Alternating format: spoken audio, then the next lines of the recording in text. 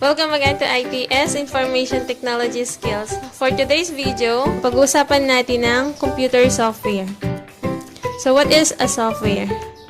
A program or a set of instructions that tells the computer what to do. So pag sinabi nating software, these are instructions na binibigay natin sa computer para alam niya kung ano yung gagawin niya. So we have two types of software. Meron tayong system software and application software. So what is a system software? System software is a program that controls the basic operation of a computer. It is a type of computer program that designed to run a computer's hardware and application program. So, ang system software, guys, ginagamit siya para magamit mo yung mga hardware part ng computer. So, the basic example of a system software is the operating system. What is an operating system?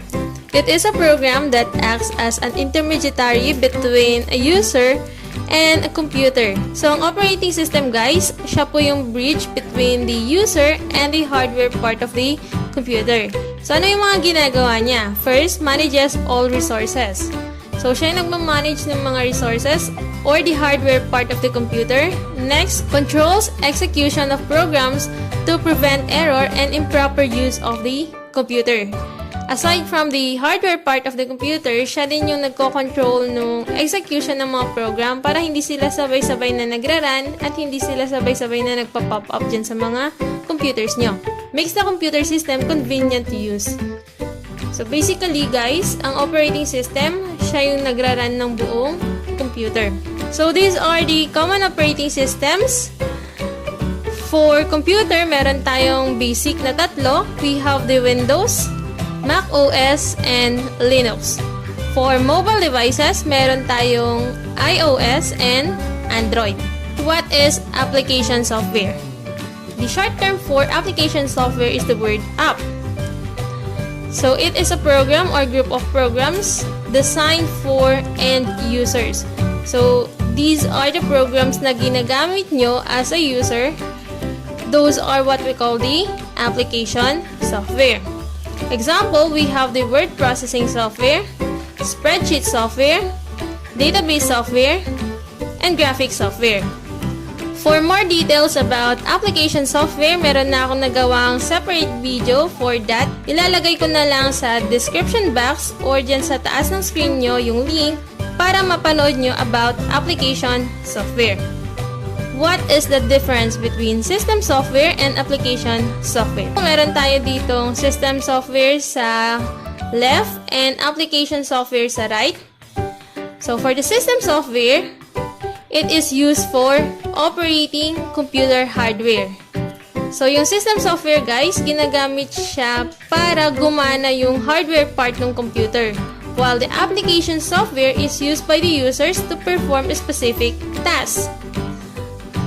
Next, system software are installed on the computer when operating system is installed, while the application software are installed according to the user requirements. So, kung hindi mo naman kailangan yung application or yung app na yon, hindi mo i-install. Pero kapag kailangan mo, install mo. Some examples of system software are compiler, assembler, debugger, drivers, and others.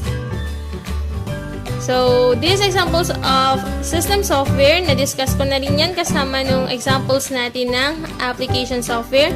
Then, examples of application softwares are word processor, web browser, media player, and others. Next, system software can run independently. It provides platform for running application software.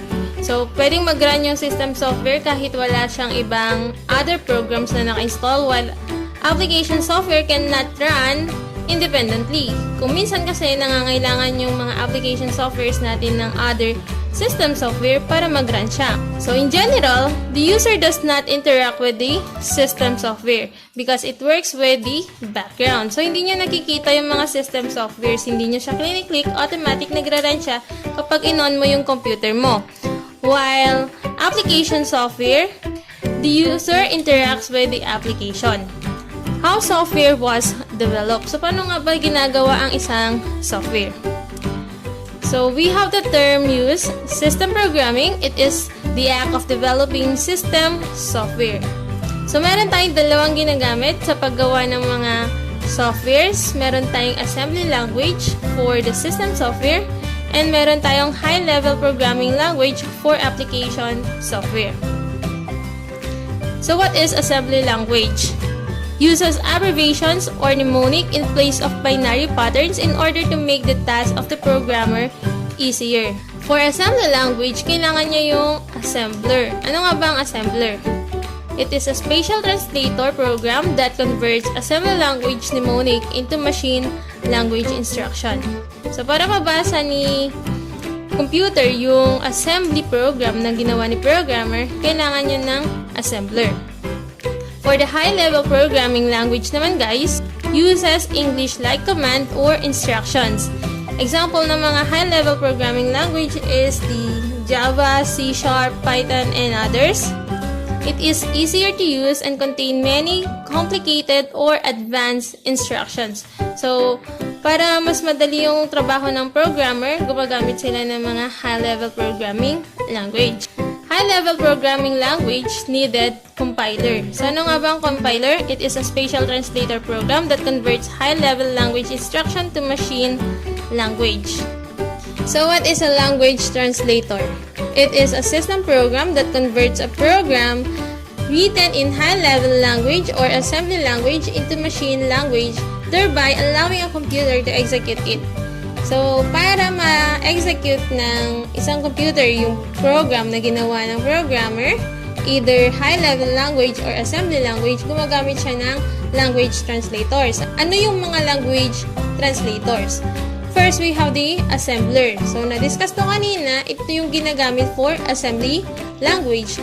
Then, meron din tayong compiler for high-level language. Pero dun sa ibang high-level programming language, hindi compiler ang ginagamit, kundi interpreter.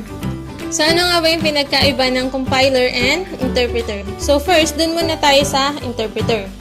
Convert and execute each instruction of a high-level program language into machine language as it runs before going to the next instruction.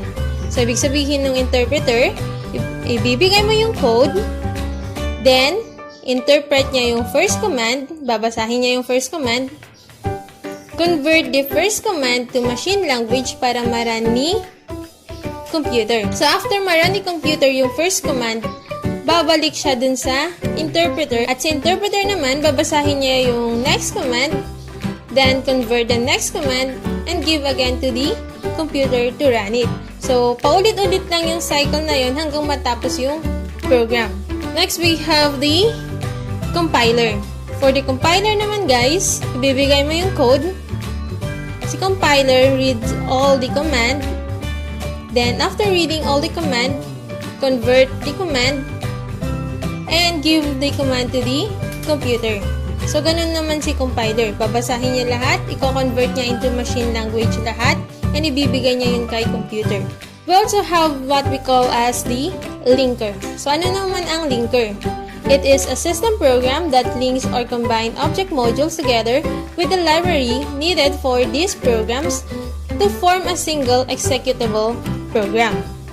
So, ang linker guys, let's say meron kang mga codes, meron kang mga database, and meron ka ding mga libraries. Si linker, para siyang lalagyan or dyan mo i-compile lahat ng mga code mo, database mo, and libraries needed for your program para maging executable file. Then next, we also have what we call as the loader. It is a system program that takes the load module from secondary storage and bring it into the main memory for execution. Performs address binding. From the secondary memory or sa ROM natin, kukunin niya dun yung program at ilalagay niya dun sa RAM para ma-execute.